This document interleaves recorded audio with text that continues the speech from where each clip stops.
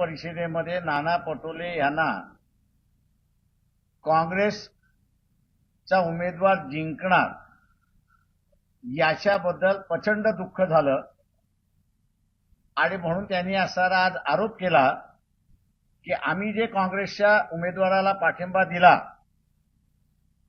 तो गडकरी जे आहेत नितीन गडकरी यांना हरवण्यासाठी दिला असा आरोप त्या ठिकाणी केला। नाना पटोले आणि भारतीय जनता पक्षामधल्या काही नेत्यांबरोबरचे त्यांचे असणारे संबंध यातून खुले झाले, ओपन झाले आणि ह्याच्यातूनच आपल्याला असं कळतं की काँग्रेसने नाना पटोले यांना भंडारा गोंदिया कॉन्स्टिट्युएन्सी लढा म्हणून सांगितल्यानंतर मला लढता येत नाही असा जो सांगितला, विड्रॉ केला उमेदवारी जाहीर झाल्यानंतर सुद्धा त्याचं खरं कारण आज आपल्याला कळतंय की त्यांना बीजेपीच्या विरोधात लढायचं नाही। काँग्रेसमधला काही कार्यकर्त्यांचा, काही नेत्यांचा छुपा संबंध जो भारतीय जनता पक्षातल्या काही नेत्यांशी आहे तो आज उघड झाला। अध्यक्ष असूनही की आपला उमेदवार जिंकेल याच्या आनंदापेक्षा गडकरी हारतील, नितीन गडकरी हारतील याचं दुःख त्यांना झालं आणि त्यांच्या पक्षाच्या नेत्याने आम्हाला सांगितल्यानंतर आता ते खोटा आरोप करत बसलेले आहेत की आम्ही नितीन गडकरींना पाठिंबा जो दिला तो देवेंद्र फडणवीसच्या सांगण्यावरनं दिला। काँग्रेस पक्षामध्ये अध्यक्षांवरती किती विश्वास आहे तो याच्यावरूनच दिसतोय आणि म्हणून काँग्रेसमधल्या वरिष्ठ नेत्याने डायरेक्टली आम्हाला असणारं त्या ठिकाणी कम्युनिकेट केलं, त्याचं आम्ही दिलेल्या शब्दाप्रमाणे आम्ही असणारं पाळलं, त्याचं असणारं दुःख नाना पटोलेंना झालेलं आहे आणि म्हणून आता ते वंचितवरती त्या ठिकाणी टीका करतात। नाना पटोले यांचं आणि भारतीय जनता पक्षाचं नातं आणि त्यातल्या काही नेत्यांचं नातं चव्हाट्यावरती आलेलं आहे, एवढंच फक्त सामान्य माणसाने लक्षात घ्यावं आणि म्हणून वंचित बहुजन आघाडीला महाविकास आघाडीमध्ये का घेऊ नये, वारंवार जे असणारं नाना पटोलेंचं जे वक्तव्य होतं त्यावरनं आता स्पष्ट झालंय की वंचित बहुजन आघाडी महाविकास आघाडीमध्ये गेली असती तर काँग्रेस बीजेपीतले अनेक नेते हारले असते आणि ते नाना पटोलेंना नको होतं म्हणून वंचित बहुजन आघाडीला बाहेर ठेवण्यात आलं अशी परिस्थिती आहे।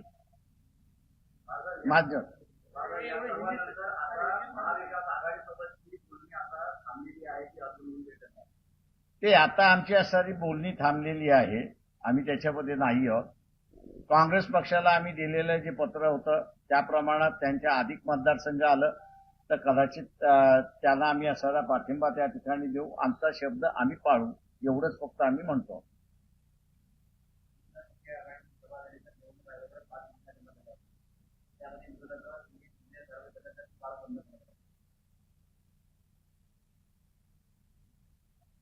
ही मागणी बरोबर आहे आजच्या कालावधीमध्ये, कारण काय सरकारच्या हातातला निर्णय घेण्याचं प्रोसेस थांबलेली आहे, त्याच्यामुळे असणारं ती मागणी योग्य असं मी त्या ठिकाणी मानतोय।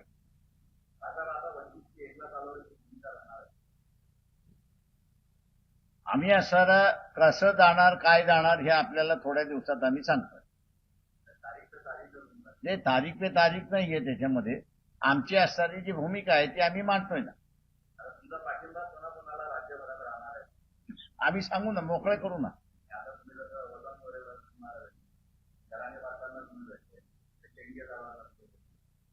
आम्ही तसं म्हणालोय की आमच्या पुढचा जो टार्गेट आहे ते टार्गेट असणारं बीजेपी हरवणं हा टार्गेट आहे।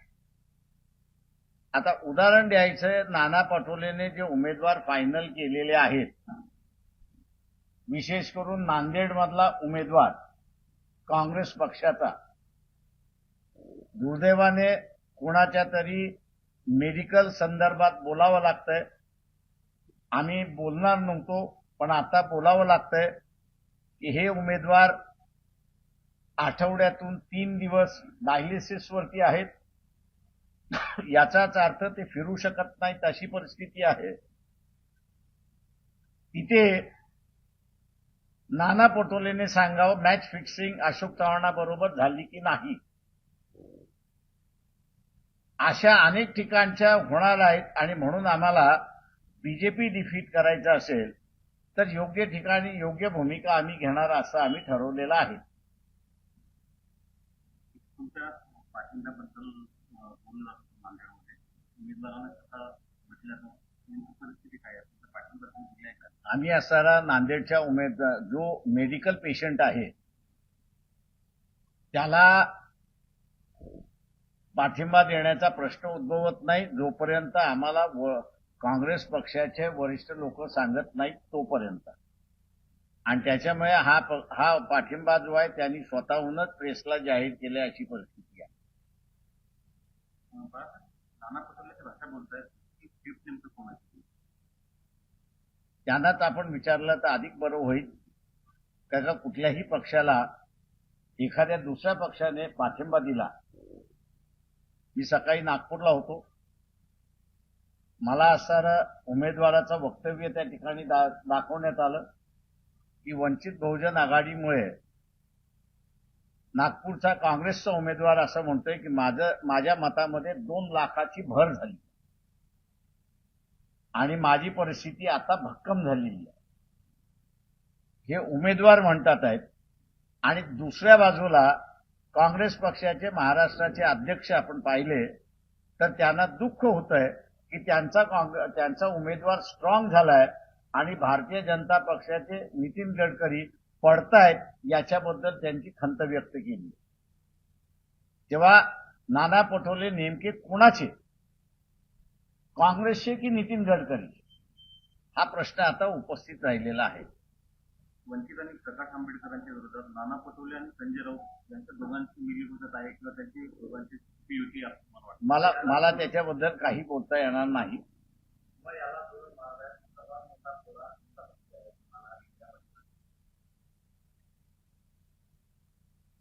असे त्याच्यामध्ये थोडा कोण आहे असं म्हणण्यापेक्षा त्यांनी का घेतलं नाही याचा असणारा खुलासा त्यांनी केला पाहिजे. आज असणारा तुमच्याच माध्यमातून आम्हाला सांगितलं जातंय की आम्ही 10 जागा देतोय, 11 जागा देतोय, पण प्रत्यक्षामध्ये आम्ही ज्यावेळेस बसलो होतो त्यावेळेस असताना अकोला सोडली तर 2 जागेंची ऑफर होती अशी परिस्थिती आहे. माझं म्हणणं असं आहे की आजच्या नाना पटोलेंच्या स्टेटमेंटमधनं दूध का दूध पाणी का पाणी हे आता खरं आलेलं आहे की काही पक्षातले नेते हे अंदरून बीजेपीशी संबंधित आहेत आणि त्यांच्यासाठी ऑपरेट करता आहेत हे आता स्पष्ट झालेलं आहे. काँग्रेस पक्षाच्या नेत्याने याच्याकडे गांभीर्याने बघावं असं माझं आव्हान आहे त्यांना. संजय राऊत आणि नाना पटोले या 2 गंगाधर मधला खरा शक्तिमान कोण आहे हे मला माहित नाही. सरळ आहे. म्हणजे आपला उमेदवार जिंकतोय त्याचा आनंद नाही, नितीन गडकरी हारतोय त्याचं दुःख आहे. एबीपी माझा, उघडा डोळे बघा नीट.